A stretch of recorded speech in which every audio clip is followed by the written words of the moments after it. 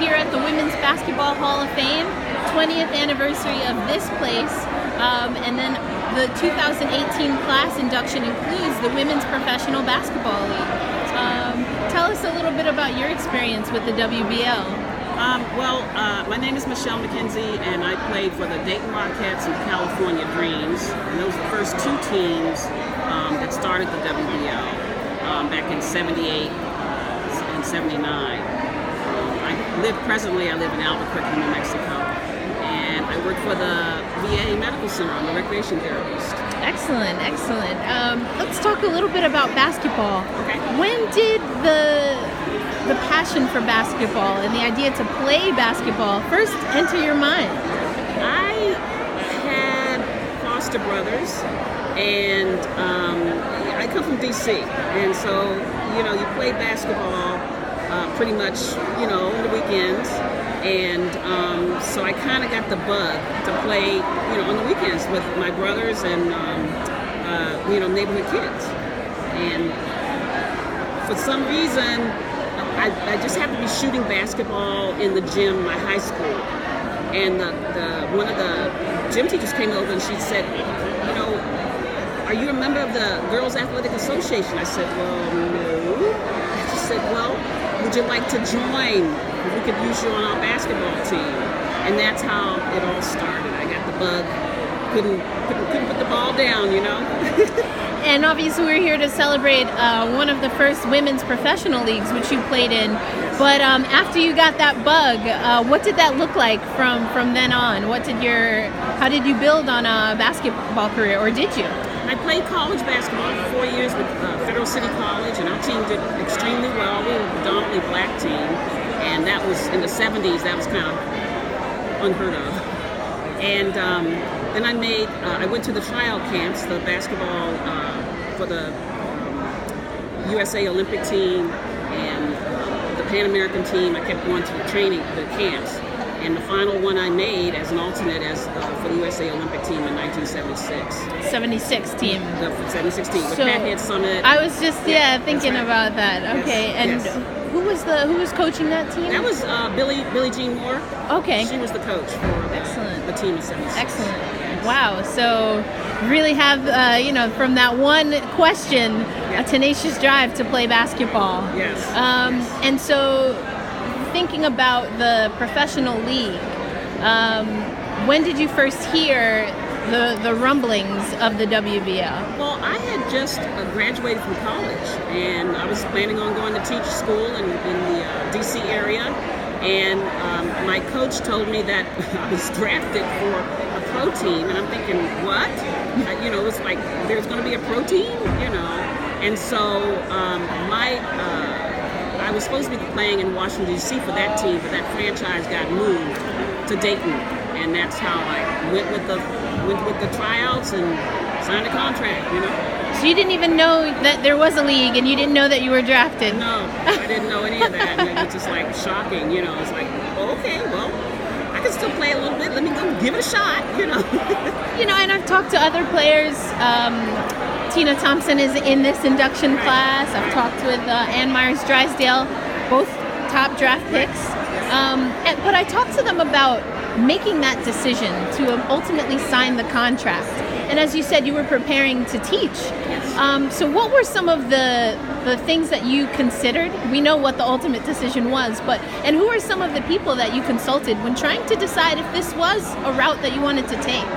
I don't recall hesitating at all. I was in between going to teach, and I thought this would be a prime opportunity to just continue to play basketball. I mean, a lot of our players here, we just love the game. We just wanted to play. It really wasn't about the money.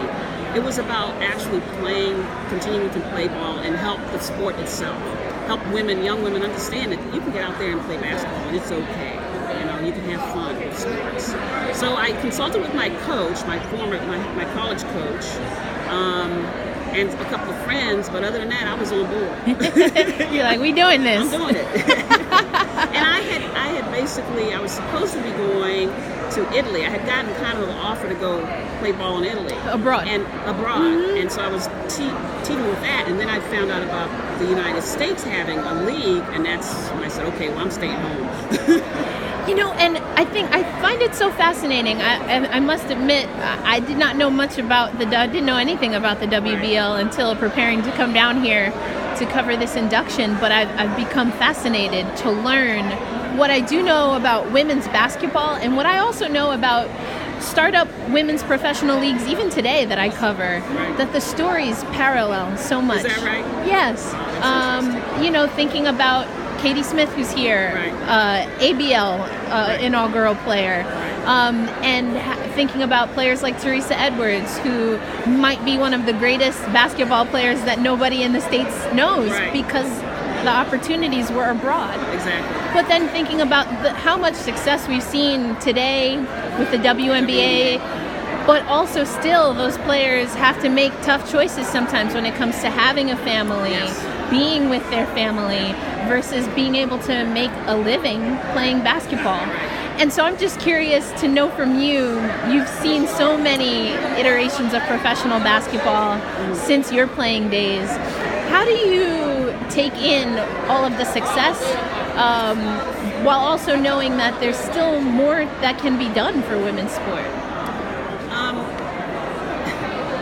When I have an opportunity to see women's college ball on television, and the WNBA is getting the publicity and the notability that we were probably hungry for early on. We were just kind of ahead of our time, you might want to say.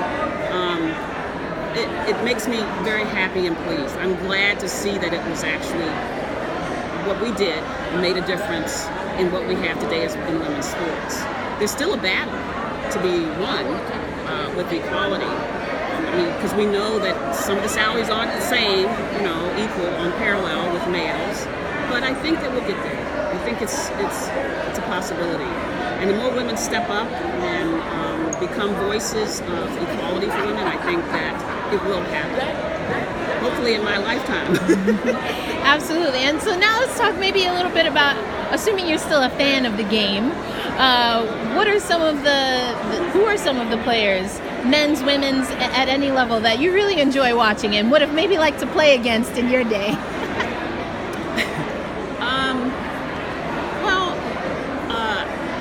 I'm not really, I don't follow a lot of the games. I'm not obsessed with it anymore. Yeah.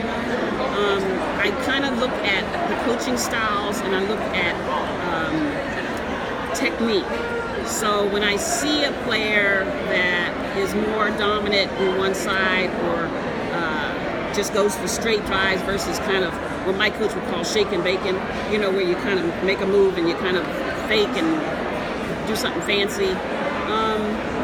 I think of it, I don't think of any specific player. I just kind of recognize their ability and say, that was awesome. That was a good move. It was a great way to get around. So I just look at the technique now. I don't really look at any specific player. When I was playing pro ball, my mentors were Magic Johnson and Kareem Abdul-Jabbar. Those are my favorite, because we had no females, so I had to copy under males. And because I was tall and I played under the rim and I had a hook shot that I used, that was Kareem's thing. Magic Johnson was one of those who really knew how to see inside and penetrate to the basket, and I really loved his style of play. So, those were my mentors that I had. And then I also want to ask you, thinking about being here, this is the home of women's basketball history. And as I mentioned, I'm still learning a lot of the history. So as you made this trip and you're here with some teammates, what are some of the things you've been reflecting on from your playing experience? And what are some of the things that you've learned about the sport, having come to Knoxville this weekend? This is definitely a basketball town. Before I could even get off the airplane, I had a lady person, are you here for the induction? I'm thinking, well, yeah, I was in the ladies' room, So, well, yes, ma'am, I am.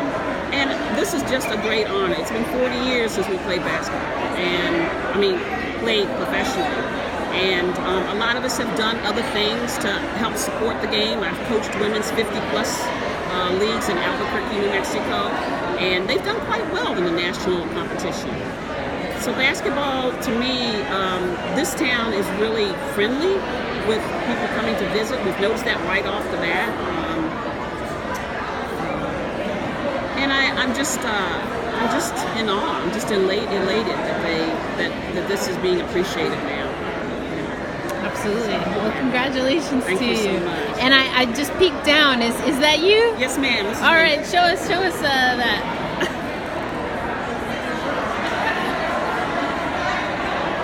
That's amazing. That is amazing.